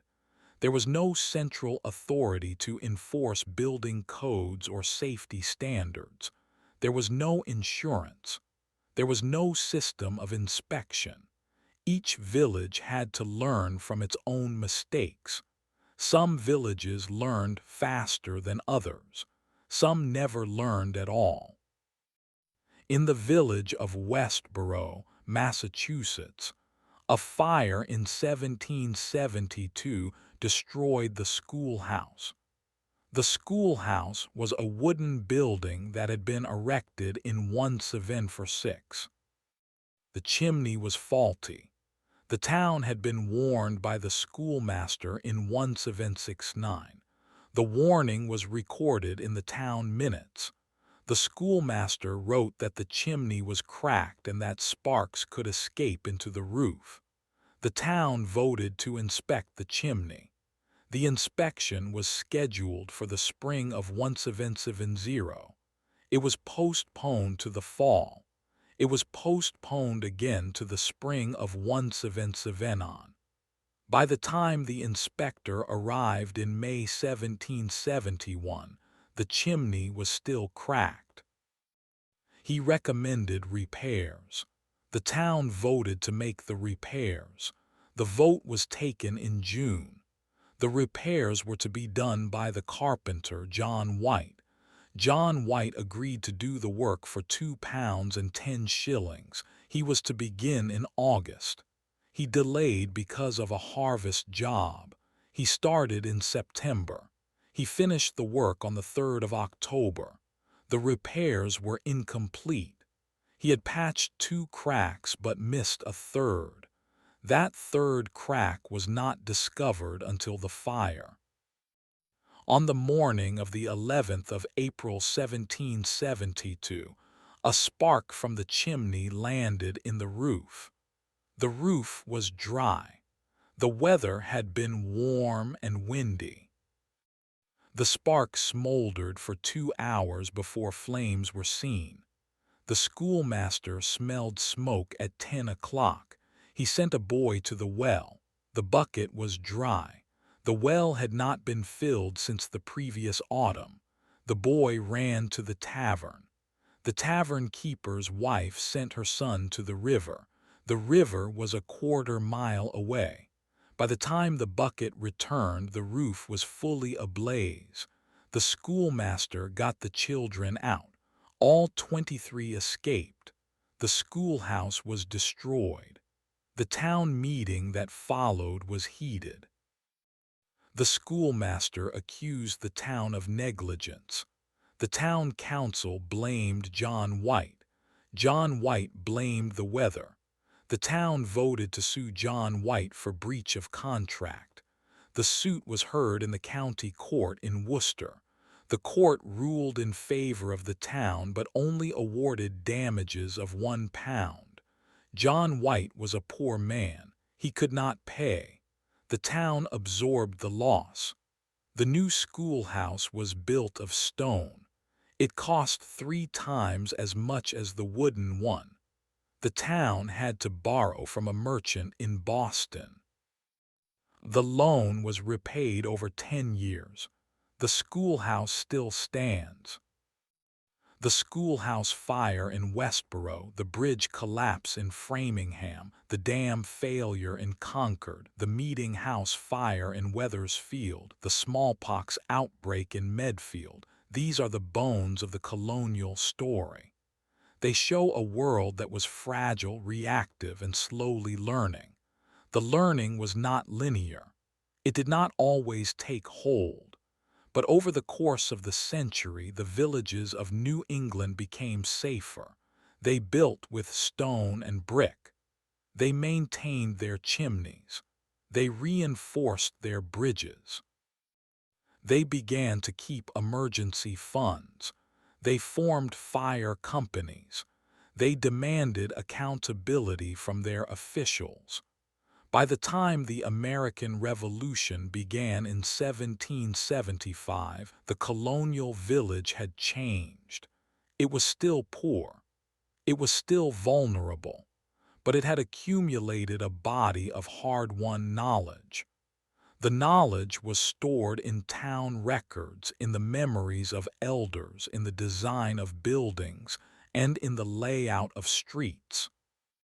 The lessons of the fires, the floods, the earthquakes, and the diseases had been etched into the landscape. The village that fought the war for independence was not the same village that had been founded 100 years earlier.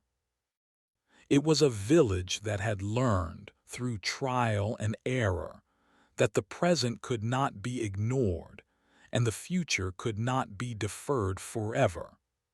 That is the real legacy of colonial life. Not the quaint houses or the candlelit evenings, but the slow, painful, and necessary process of learning how to survive in a world that gave no second chances. At 9:30 a.m. on the 18th of October 1775, a signal gun was fired from a British warship anchored off the coast of Falmouth, Massachusetts Bay. It was the HMS Canso, a sloop of war, under the command of Captain Henry Mowat. The ship had been sent by Vice Admiral Samuel Graves with a single clear directive. The town of Falmouth, a prosperous seaport of about 2,000 people, had refused to supply the British Army. It had also sheltered rebel militia. Graves ordered Mowat to destroy the town as a warning to other coastal communities. Mowat issued an ultimatum at sunrise. He demanded that the townspeople surrender their weapons, turn over the leaders of the rebellion, and pledge loyalty to the crown. The town council met hurriedly in the meeting house. They decided they could not comply. At 9 o'clock, a small boat carried the refusal to the council. Mowat read the message and gave the order to prepare the guns. The next signal was not for negotiation, it was for fire. At 9:45, the first 8 cannonballs were fired from the canso.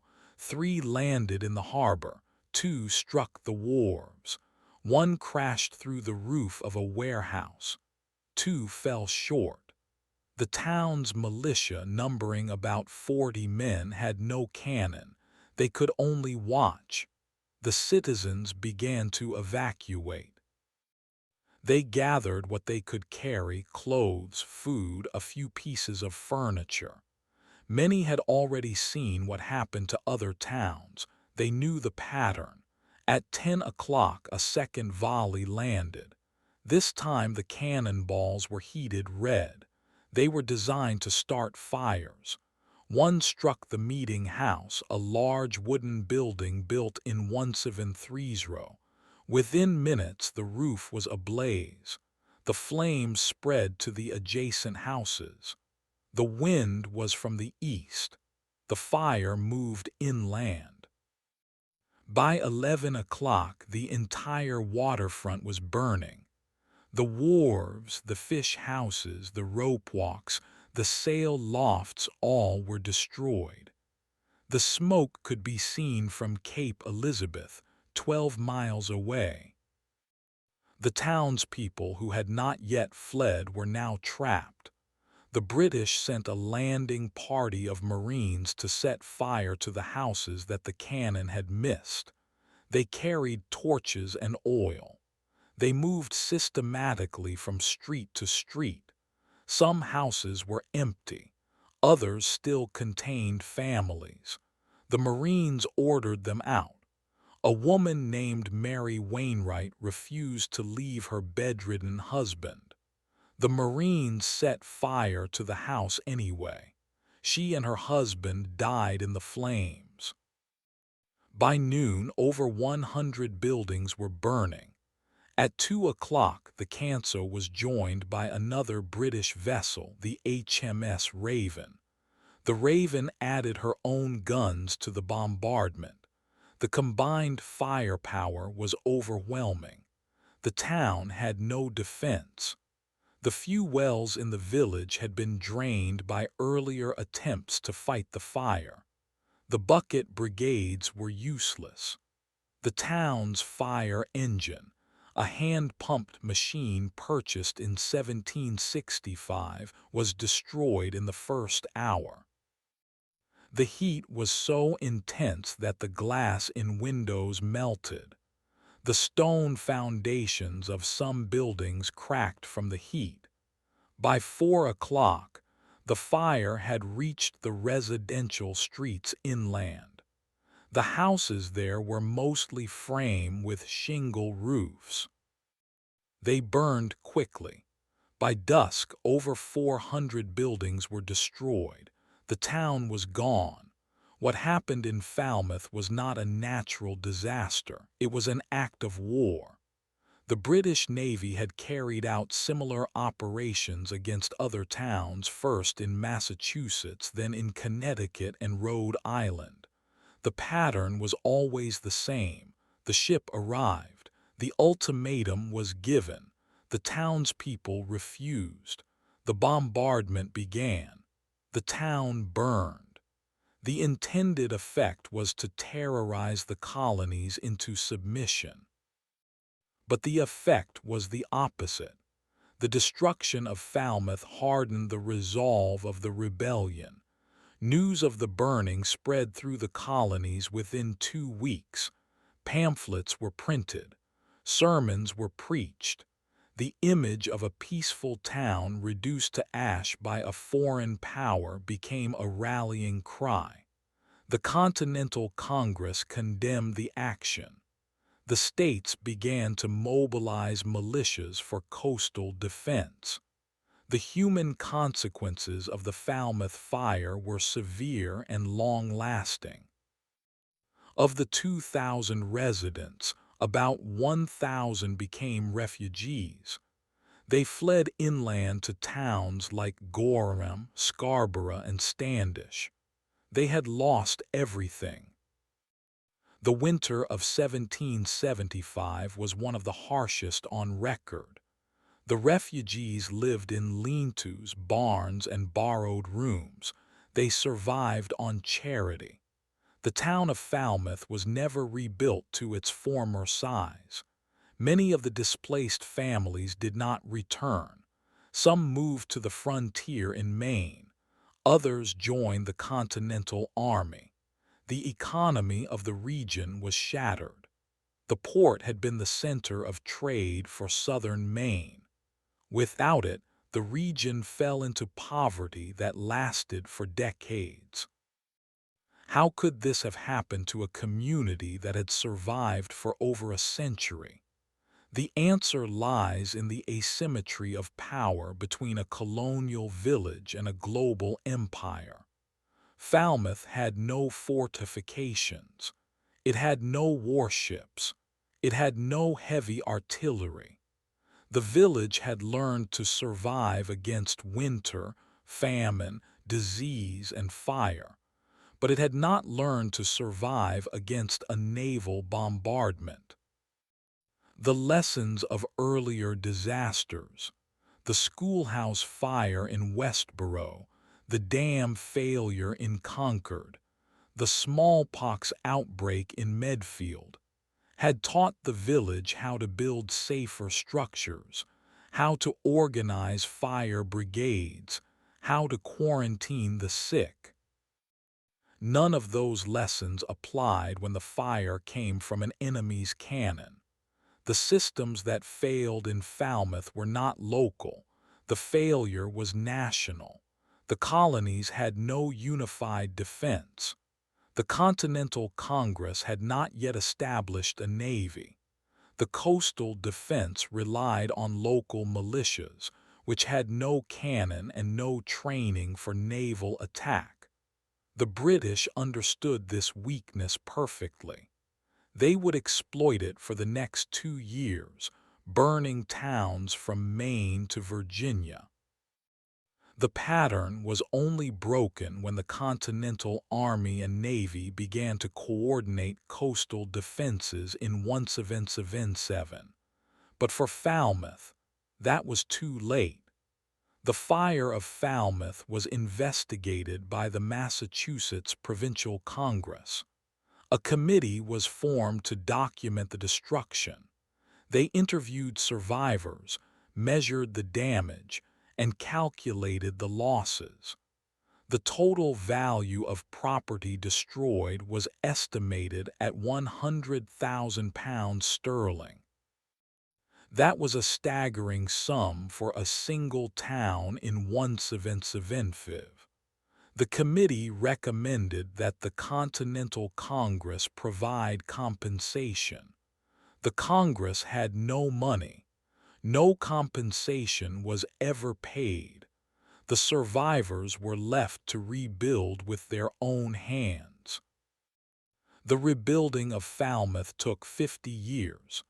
The first structures were temporary, log cabins and wooden shacks. The meeting house was not rebuilt until 1790. The wharves were not fully repaired until 1805. The town government operated from a rented room in a tavern for 15 years. The experience of the fire shaped the town's character for generations.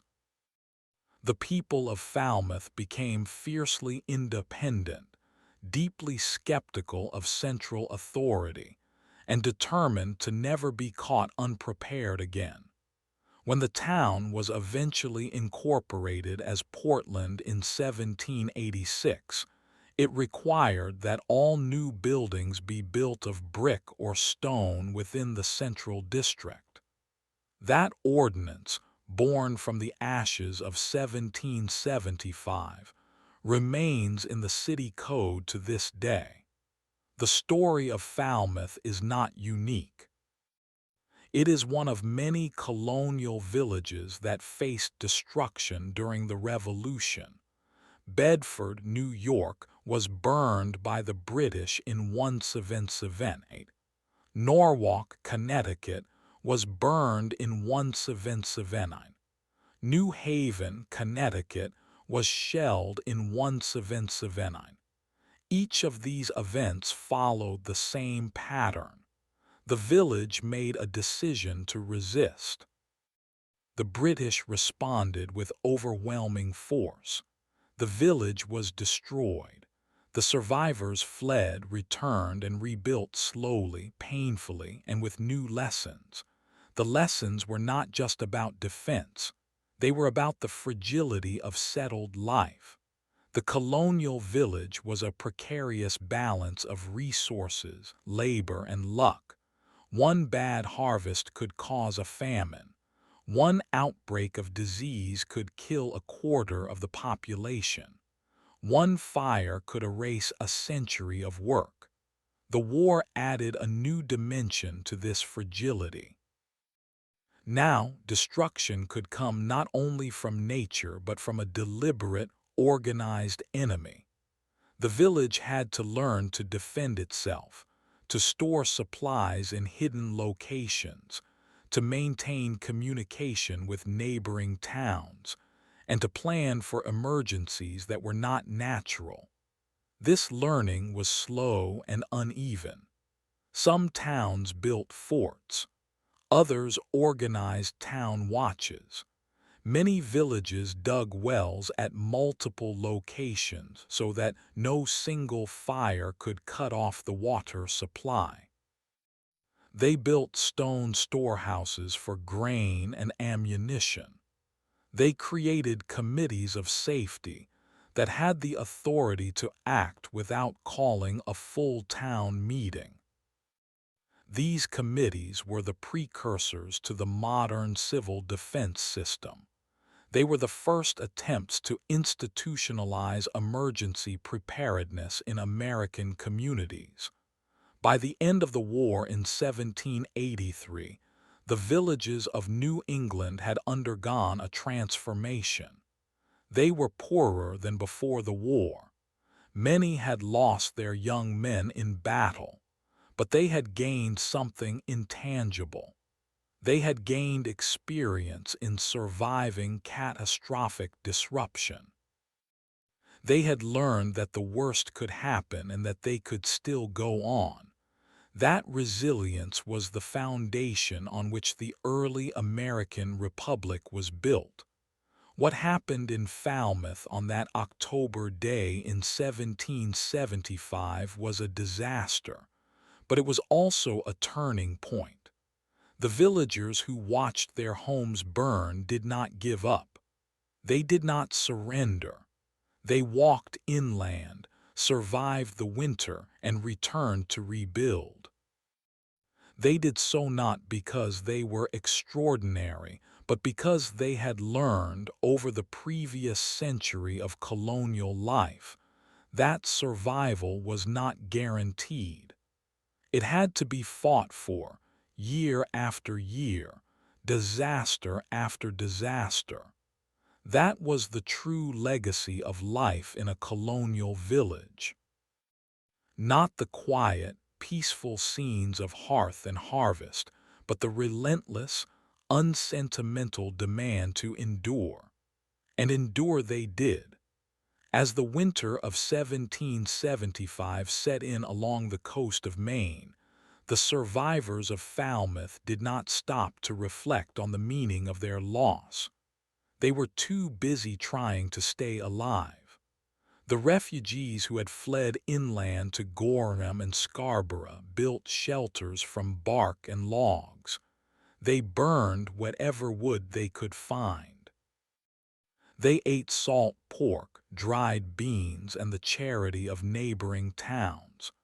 By January of 1776, the temperature had dropped to 20 degrees below zero along the coast. The snow lay 5 feet deep. Children died of exposure. Adults died of fever. The village that had once been a thriving port was now a frozen graveyard of charred foundations. But even in the deepest cold, something was forming. The refugees did not scatter. They stayed together. They held town meetings in borrowed barns. They elected selectmen. They wrote petitions to the Massachusetts Provincial Congress. They demanded compensation, but more than that, they demanded recognition. They wanted the world to know what had been done to them.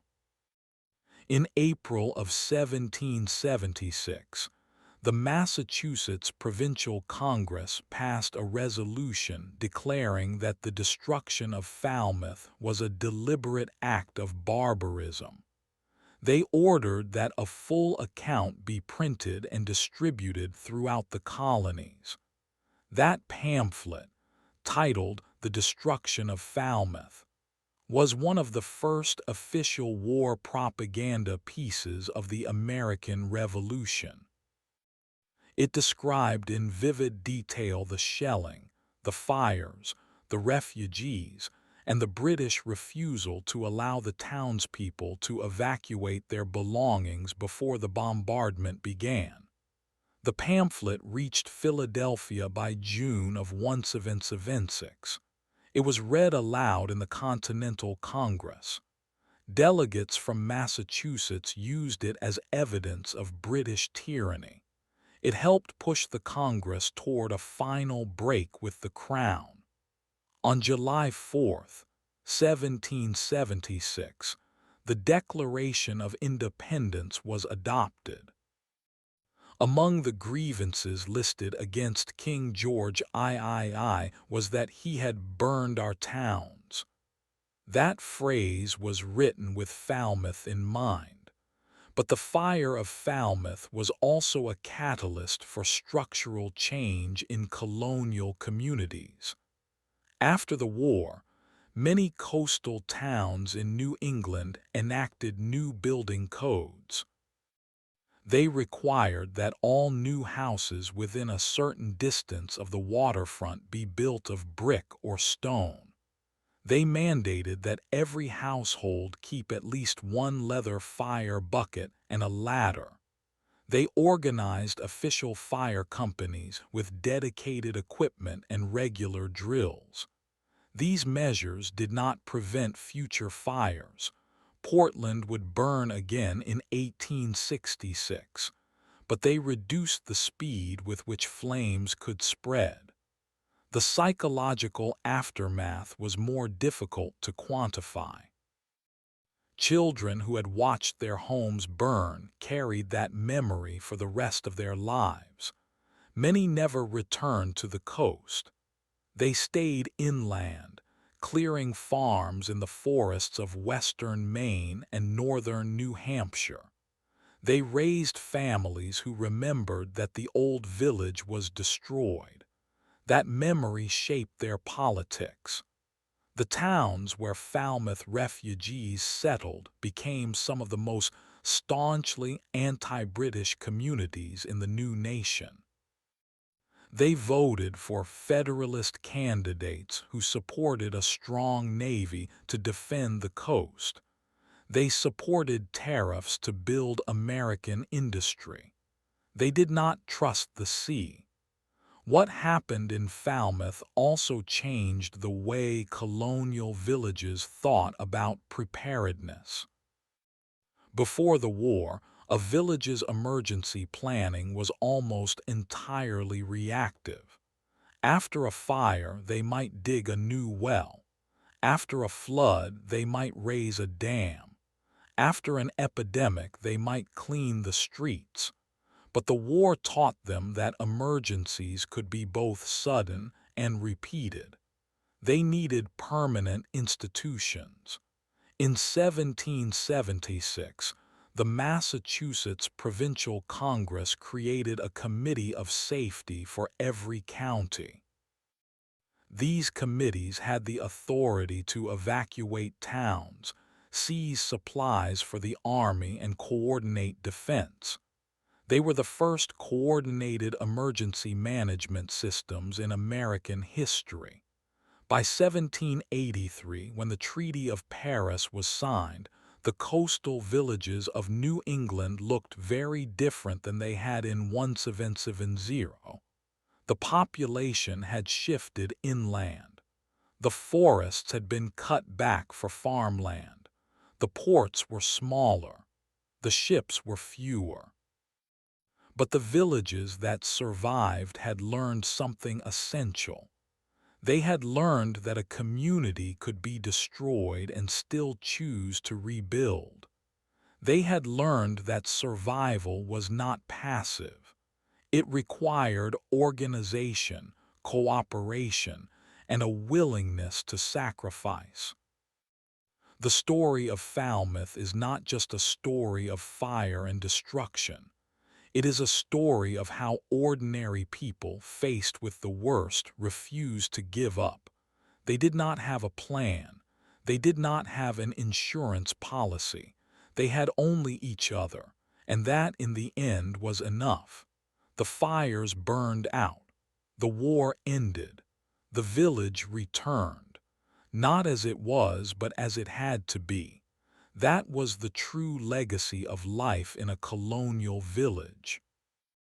Not the quiet scenes of hearth and harvest, but the relentless, unsentimental demand to endure. And endure they did. There is no more to be said.